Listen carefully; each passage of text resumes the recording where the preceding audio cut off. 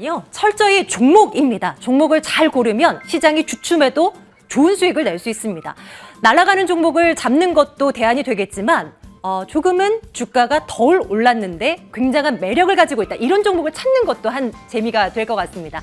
김종효의 효리부동을 통해서 그런 종목들 한번 찾아가시는 거 어떨까 싶은데요. 오늘도 인포스텍 데일리 김종효 전문위원과 함께 이야기 나눠보도록 하겠습니다. 위원님 어서 오세요. 안녕하십니까? 네, 안녕하세요. 오늘의 이슈는 어떤 걸까요? 네, 자, 우리가 투자를 하는 데 있어서는 좋은 기업을 사야 되는 게 기본 전제죠. 그렇죠. 네, 그런데 좋은 기업을 좋은 가격에 사야 됩니다. 자, 오늘은 중요합니다. 여전히 좋은 기업을 말씀드릴 텐데 그 좋은 기업이 좋은 가격에 있는지를 한번 고민해 보고자 합니다. 네. 좋은 기업인데 좋은 가격에 놓여 있는 기업이라. 일단 오늘의 스토리는 밝은 미래 대 애매한 가격입니다. 앞서 설명해 주신 것이 여기 이제 반영되어 있는 것 같은데요. 어떤 종목일까요? 화면 통해서 만나보겠습니다. 오늘의 종목은 MC넥스군요.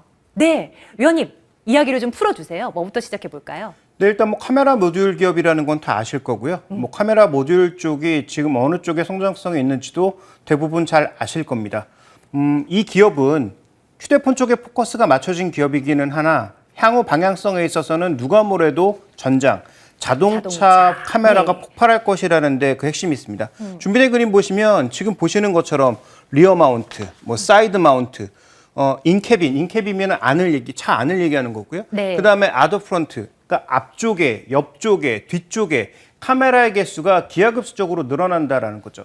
테슬라처럼 카메라만으로 자율주행을 주도하는 기업도 마찬가지지만 최근에 자율주행뿐만 아니라 주차라든지 다양한 어떤 서비스를 제공함에 있어서 카메라의 숫자가 늘어나는 것은 너무도 당연하다라고 보고 있습니다. 그래서 지금 예를 들어서 휴대폰 카메라에 기껏해야 5개 정도가 들어간다면 네. 만약에 이 자동차에 들어갔을 때는 10개 이상이 들어가는 상황이기 때문에 자동차 시장이 커지면 자연스럽게 전장 시장 확대에 따라서 카메라 모듈도 확대될 수밖에 없는 거죠. 그러니까 미래를 보면 이게 시기의 차이만 있을 뿐 올해도 자동차 공급이 늦어서 그런 것이지 전기차 시장, 자율주행 차로 가는 이 지금 흐름은 바뀌지 않을 거거든요. 그런 측면에서 봤을 때 이 기업의 미래는 무척 밝기 때문에 좋은 기업이고 현재 구간에서 재무적 부담이 있는 것도 아니고 굉장히 좋은 기업이니까 사야 된다라는 논리에 귀착할 수밖에 없는데 말씀드렸다시피 여러 가지 좀 살펴봐야 될 내용들이 좀 있는 것입니다. 네, 말씀해 주셨던 대로 답이 있습니다. 우리는 어떤 산업이 성장할 것이다라는 거를 뻔히 알고 있고 그렇다면 그런 곳으로 나아가고 있는 기업들을 선점해야 되는 거 뻔한데 어떤 근거로 조금 더 이 종목을 더 눈여겨봐야 되는지 한번 이야기를 더 들어보도록 할게요. 문제는 그거 아니에요? 지금 매출의 상당 부분은 다른 쪽에서 나오고 있는 거잖아요. 네, 지금 자동차가 한 20%, 그다음에 휴대폰이 거의 대부분입니다. 네. 휴대폰이 이렇게 크니까 올해 그래서 매출이 별로 안 좋았고 이익도 별로 안 좋았습니다. 휴대폰이 왜 안 좋았는지 다 아시겠지만 실제로 공급 자체가 안 됐다든지 신모델에 대한 부담이라든지 공급단의 어떤 부담 때문에 부품단에 대한 공급 차질 때문에 잘 안 팔린 것이 사실이죠. 그래서 애플도 1000만 대나 깎았고요. 근데 이제 다음 준비된 그림 보시면 이 휴대폰은 별 문제가 되지 않습니다. 왜냐하면 지금 이게 신한금융투자에서 내다보고 있는 2022년 주요 IT 가전에 대한 전망인데요. 대부분 다 꺾여 내려오는데 네. 가장 덜 꺾여 내려오는 게 이게 지금 출하 증가율이거든요. 그러니까 출하 증가율이 계속 플러스를 유지하면서 가장 덜 꺾이는 게 휴대폰입니다. 왜냐하면 올해 좋을 줄 알았는데 올해 죽었기 때문입니다. 그래서 지연된 것들이 내년에 나올 거라서 증가율로 표시된 거다 보니까 그렇죠. 출하 네. 증가율이기 때문에 노트북 같은 경우에는 빠르게 마이너스로 꺾이고 네네. 지금 태블릿도 빠르게 꺾이지만 즉 2020년 폭발했던 수요가 이미 나타난 그런 IT 제품들은 빠르게 출하 증가가 마이너스로 꺾여서 이제는 마이너스 성장으로 가지만 휴대폰은 올해별로 팔린 게 없기 때문에 내년에도 비교적 견조하게 버틸 거라는 거죠. 네. 그러면 아까 말씀드렸다시피 자동차 성장하고 주력인 휴대폰이 이렇게 견조한데도 괜찮네요. 제가 이렇게 별로 애매한 가격이라고 말하는 이유가 있을 거 아닙니까? 어디에서 그걸 찾아볼 수 있는 건가요? 네, 바로 이제 그 부분을 우리가 좀 찾아보도록 네. 하죠. 다음 이제 준비된 그림을 좀 보실까요? 다음 준비된 그림을 보면 이 종목은 카메라 모듈을 만들지만 네. 카메라 모듈의 주요 부품들을 전부 외부에서 수급합니다. 그래서 지금 보시면 이 가장 큰 부분을 차지하고 있는 게 이미지 센서고요. 네. 그다음에 아래쪽에 PCB, 렌즈, 액추에이터 같은 여러 가지 부품들을 조합해서 모듈을 만드는 것이죠. 그러면 이 기업은 모듈을 만드는 기업이기 때문에 모듈을 비싸게 팔면 되긴 하는데 네. 이미지 센서의 가격이라든지 큰 부분을 차지하는 예를 들어서 렌즈의 가격이 계속 올라가면 이 종목이 제품은 많이 팔아도 이익은 떨어질 수 있습니다. 그런데 우리가 흔히 뭐 성장주라고 하면 매출이 정말 빠른 속도로 성장하거나 아니면 이익률이 생각보다 굉장히 높아야 되거든요. 근데 현재 이 종목 올해 추정하고 있는 ROE가 10% 초반이고요. 그다음에 내년에 얼마만큼의 매출이 개선이 될지는 조금 지켜봐야 되겠지만 증권사들의 평가나 이런 것들을 고려해 본다고 하더라도 ROE가 아주 극적으로 올라갈 가능성은 생각보다 그렇게 높지 않다. 왜냐하면 지금 뭐 센서류라든지 이런 것들에 대한 전반적인 판가가 여전히 계속 올라가고 있는 상황이고 공급 지연도 이어질 가능성이 높다라고 봐야 되기 때문에 네. 이런 요인들을 고려해 봤을 때 이 종목의 핵심 포인트는 성장 속도와 이익률인데 이게 지금 주가에 과연 적정하게 반영되어 있는지가 가장 중요한 포인트라서 이 부분을 살펴보면서 네. 좋은 기업을 살 때 좋은 가격인지를 따져볼 필요가 있는 것이죠. 조금 더 확신이 필요합니다. 분명 앞서 살펴봤었던 사업군들은 너무나 괜찮은 것들을 하고 있는 MC넥스예요. 하지만 금방 살펴봤었던 이 원부자재 가격의 어떤 뭐 증가 속도나 이런 것들을 보면 조금은 이것을 사야 하나라는 판단을 좀 내리기가 좀 어려워지는 그런 생각도 들거든요. 조금 더 힘을 주십시오. 어떤 부분을 조금 더 챙겨볼까요? 네, 결국은 우리가 적절한 가격이라고 하는 것은 뭐 분석하는 사람마다 다를 수 있고요. 네. 그다음에 뭐 제 분석이 틀렸을 수도 있지만 제 기본적인 아이디어는 어디서 생각하느냐. 우리가 성장주라고 하면 뭐 연간 우리나라가 예를 들어서 한 3% 성장하는데 30% 성장하는 산업. 그러면 높은 밸류를 줄 수 있습니다. 그렇죠. 네. 그다음에 또 예를 들어서 우리나라의 지금 평균 영업이익률이 한 9%, 10%가 안 되는데 영업이익률이 한 30%다. 그러면 또 밸류에이션을 높게 줄 수 있, 프리미엄을 줄 수 있다는 거죠. 네. 근데 이 종목이 지금 밸류가 어디 있느냐?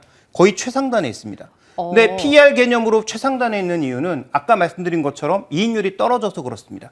그러니까 전반적으로 고정비는 올라간 가운데 네. 매출이 늘지 않다 보니까 올해 PER이 이렇게 된 거죠. 그러면 PER로 우리가 이 종목의 밸류에이션을 적절하게 평가하기는 어렵다라고 봐야 되겠죠. 그러면 PBR 쪽으로 봐야 되는데 PBR 밴드에서 지금 한 3배 정도를 기록하고 있는데요. 자, 이 종목의 지금 성장이나 이익률이 생각보다 낮은데 PBR 3배. 과연 적절한 가격일까에 대한 고민이 필요한 거죠. 우리가 흔히 얘기하는 PBR과 그다음에 ROE 매트릭스에서 적절하게 보고 있는 이것도 이제 일반적인 거니까 모든 종목에 동일하게 적용할 수는 없는데요. 보통 ROE 30%일 때 PBR 한 3배 정도를 우리가 적절한 가격이라고 통상적으로 일반적으로 얘기합니다. 모든 종목에 동일하게 얘기할 수는 없는 거고요. 그래서 지금 이 종목의 뭐 경쟁사라고 할 수 있는 뭐 써니옵티칼이라든지 이런 글로벌리한 회사들 봤을 때도 PR이 지금 한 25배에서 26배 정도 사이에서 움직이고 있는데 이 종목은 PR 개념에서 봤을 때도 그렇게 싸 보이지가 않고 그다음에 현재 이 정도 이익률이 계속 나온다면 내년에도 이 정도 이익률이 나오고 매출 성장 속도가 제한적이라면 네. 현재 PPR 3배도 약간은 애매할 수 있다는 거죠. 그래서 좋은 기업이고 앞으로 투자해야 될 기업임에도 불구하고 네네. 자동차 시장으로 전반적인 매기가 쏠리면서 자동차 부품 종목군들이 전부 모두 고밸류가 되는 혹은 휴대폰 부품들이 모두 고밸류가 되는 그런 상황이 아닌 이상 이 종목의 현재 밸류는 투자하기가 굉장히 애매해 보인다. 그럼 결론적으로는 약간의 조정이 더 있어야 우리가 적절한 가격이라고 판단하고 좀 더 공격적으로 살 수 있다는 그런 결론을 내릴 수가 있는 것이죠. 그러니까 지금 현재 가격이 굉장히 매력적이다를 주장하고 계신 게 아니었군요. 그렇습니다. 그래서 아까 말씀드렸던 애매한 가격이라고 하는 네. 것은 좋은 기업이고 앞으로 투자해 볼 만한 관심 종목이면 분명하나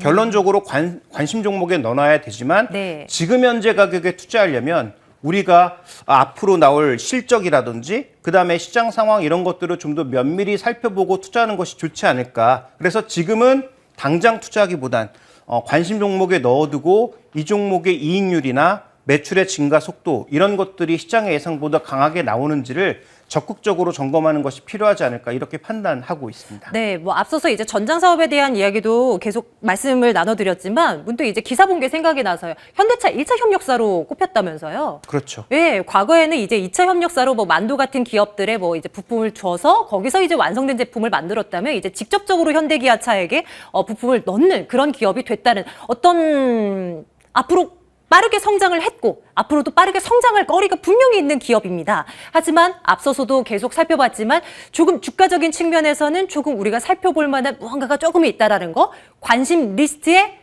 머스트헤브 아이템으로 올려놓자. 단 매수는 조금 시간적인 여유를 두고 판단을 해보자. 이렇게 한번 생각을 해보도록 하겠습니다. 오늘 종목을 MC넥스로 살펴봤고요.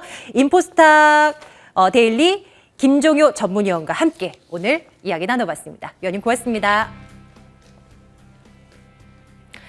자, 화요일장입니다. 이제 내일이죠. 내일이면 내일 밤 미국 FOMC가 열립니다. 큰 이벤트를 앞두고 우리 시장 오늘 양시장 모두 큰 폭으로 상승을 하는 모습이었는데요. 내일은 또 어떻게 분위기가 또 바뀔지 모릅니다. 계속해서 머니투데이 방송과 함께 하시면서 매일매일 달라지는 시장 분위기 읽어보시고요. 그에 맞는 대응 전략 챙겨가시는 거 어떨까 싶어요. 마감은 항상 저희 빨간맛 2부와 함께 해주시길 바라겠습니다. 내일도 같은 시간에 돌아올게요. 여러분 고맙습니다.